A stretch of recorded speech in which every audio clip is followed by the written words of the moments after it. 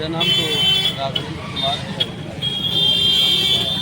नेतृत्व भी करता हूँ। देखा जाए कि आज जो मालीपुर कैंप में जो धरना प्रदर्शन किया गया है, किस तरह का धरना किया गया? ये धरना जितने भी मालीपुर से पिहड़ापुर और मालीपुर से सिकंदरपुर के तरफ और जहाँ भी आसपास की क्षेत्रीय स्तर पर जितने सड़कें जर्जर हो गई और देखा ये जा रहा है कि रोज़ उन सड़कों पर जनता सड़क पर मोटरसाइकिल से या 4 चक्की गाड़ियों से लगातार आए दिन एक्सीडेंट हो रहा है उस सड़कों के मरम्मत के लिए। और यह भी देखने में मिला है कि वो सड़कें जो टूटी हुई उस पर 2-2 बार पैसे भी लिए गए हैं। इन दोनों सवालों को लेकर के हम लोगों ने यहाँ पर धरने का कार्यक्रम किया। देखा जाए कि तमाम सांसद विधायक आए बल्कि जो सड़क थी उसी प्रकार रह गई, बल्कि हमारे बलिया जिला ने एक प्रधानमंत्री को देने का काम किया और प्रधानमंत्री आज तक इस पर ध्यान नहीं दिया। इसका कारण क्या है? देखिए, कारण तो नेताओं की उदासीनता है,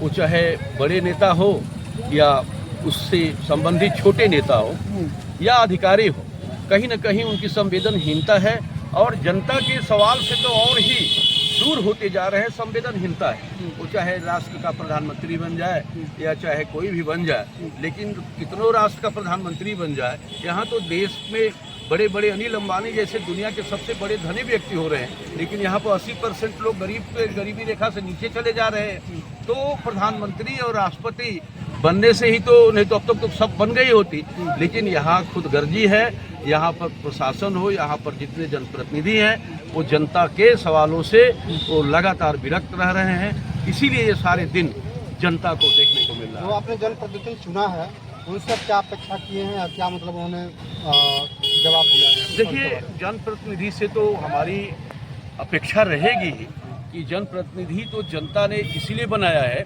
कि हमारे दुख के जितने भी सवाल हैं वो सवाल को उठाएंगे और जनता के लिए लगातार वो इन सवालों को उठाकर विधानसभा में उठाएंगे, इसीलिए जनप्रतिनिधि जनता चुनती है। ये सड़कें कब से खराब है? ये सड़कें तो लंबे दिनों से खराब है। मैं देख रहा हूँ आपने जनप्रतिनिधि चुना है, उन्होंने कभी इस पर ध्यान नहीं दिया क्या? अब जनप्रतिनिधि को तो मैंने एक जगह देखा, अभी वो तिरनई से जो तिलमा में वो लगातार 2 साल से कहते हैं कि पैसा पास करा दिया हूँ, बजट पास हो गया है, लेकिन 2 साल से वो बजट कहाँ रुका हुआ है ये वही जानते हैं।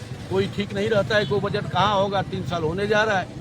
तो मैं किसी व्यक्ति का इस रूप में ही आलोचित कर सकता हूँ कि अगर वो अपनी जिम्मेदारी से कहीं न कहीं भटक गया है, इसीलिए ये स्थितियाँ है। आप लोग अगला कदम क्या उठाना चाहेंगे इसके बाद? देखिए, अगला कदम तो इस आंदोलन को हम और तेज करेंगे और पूरे क्षेत्र में जनता के पास ले जाएंगे और जनता से ये चीज़ें हम अपील करेंगे कि अब आपके सिवाय कोई रास्ता नहीं है इस सड़क को बना पाएगा, क्योंकि जहाँ जनप्रतिनिधि फेल हो रहे हैं, यहाँ पार्लियामेंट के भी जनप्रतिनिधि हैं, लेकिन उनका कोई ख्याल नहीं है। तो हम जनता से इन समस्याओं को ले जाके बताएंगे और इसको आगे बढ़ाते हुए हम लड़ करके संघर्ष करके हम इस सड़क को बनवाने के लिए कृतज्ञ होंगे। अभी आपके मंचों से कहा गया है कि जनप्रतिनिधि नहीं सुनता है तो हम लोग मिल करके जनप्रतिनिधि को पकड़ेंगे और यहाँ की सारी जो भी क्षेत्र की सड़कें हैं सबको चुस्त और दुरुस्त कराएंगे। देखिए, हम जनप्रतिनिधि से तो सवाल उठाते रहेंगे, लेकिन हम जनप्रतिनिधि से ज़्यादा रिस्पॉन्सिबल हम जो सरकार होती है उस सरकार की जिम्मेदारी है, वहाँ के SDM की जिम्मेदारी है, यहाँ के इंजीनियर की जिम्मेदारी है, PWD की जिम्मेदारी है कि वो इस सड़क को बराबर सुरक्षित रखे। हमारे हाशमी जी ने कहा कि 6 साल तक कोई अगर ठेकेदार या कोई सरकार सड़क निर्माण करती है तो उसकी जिम्मेदारी रहती है कि 6 साल तक वो टूट फूट नहीं सकेगी। धरना प्रदर्शन देकर के इस क्षेत्र की जनता को क्या संदेश आप लोग देना चाहते हैं?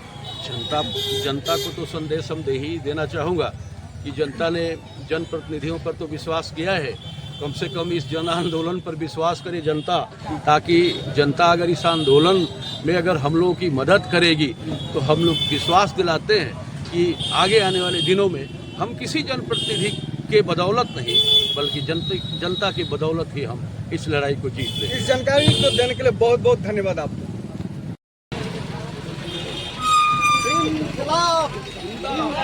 इंकलाब जिंदाबाद, लड़ेंगे जीतेंगे, लड़ेंगे जीतेंगे। शासन प्रशासन मुर्दाबाद, मुर्दाबाद मुर्दाबाद, शासन प्रशासन मुर्दाबाद, मुर्दाबाद मुर्दाबाद। इंकलाब जिंदाबाद, इंकलाब। बदलाव जिंदाबाद।